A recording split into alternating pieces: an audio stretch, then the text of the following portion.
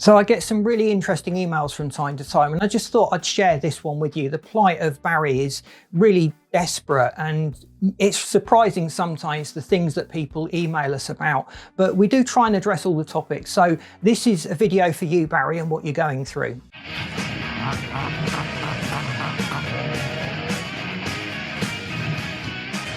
So Barry states in his email that he'd noticed a rust spot on the rear wheel arch of his Subaru WRX, and he knelt down to just inspect it. And as he looked out, he noticed his wife, who was meant to be going to work, and she actually just drove up the road and parked on a neighbour's drive. He saw her and the neighbour embracing, going inside the house, and the upstairs light came on.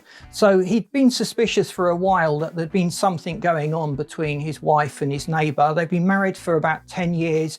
Things were going really well. They did hit a rough patch a few years back, but they got through it okay. So it was just in desperation that he emailed me to explain his plight and how he was feeling about this situation and how desperate things were for him. So he just wanted to know if I could offer any advice. Well, actually, Barry, there is some advice that I can pass on in this situation. I really feel your pain. It's quite a difficult situation to be in. There's probably a whole mix of emotions going on in your mind.